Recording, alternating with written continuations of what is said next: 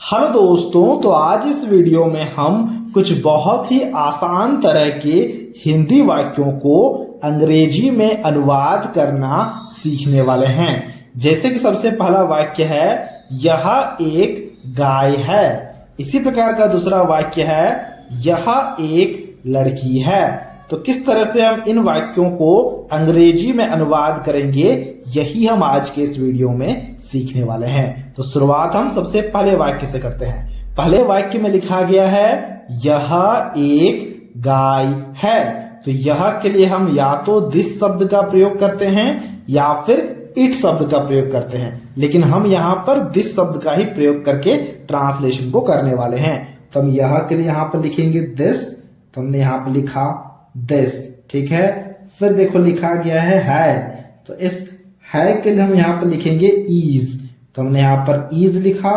एक के लिए हमें लिखना होगा अ, दिस इज अ, मतलब यह एक है। क्या है ना, गाय है, और गाय का अंग्रेजी में मतलब होता है काव, तो हमने यहाँ पर काव लिखा। दिस इज अ काव हो गया यह एक गाय है का अंग्रेजी में अनुवाद। इसी प्रकार से अगले वाक्य को देखना। अगले वाक्य में लिखा गया है, यह एक लड़की है। तो यह के लिए हम यहाँ पर दिस लिखेंगे, ठीक है। जैसे पहले वाक्य में हमने लिखा था, तो यहाँ पर भी हमने दिस लिखा। फिर इस है के लिए हम यहाँ पर इज लिखेंगे, ठीक है। इस एक के लिए ए लिखेंगे, और लड़की का अंग्रेजी में मतलब होता है गर्ल, तो हमने यहाँ पर गर्ल लिखा।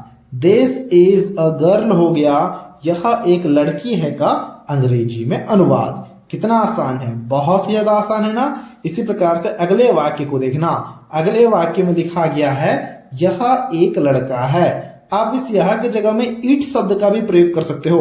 देखो मैं यहाँ पर लिख देता हूं आई टी, दिस के जगह में इट शब्द का भी प्रयोग किया जा सकता है, वह भी सही है, ठीक है। तो हम यहाँ पर दिस लिखेंगे, आप चाहो तो इट भी लिख सकते हो। हमने यहाँ पर लिखा दिस।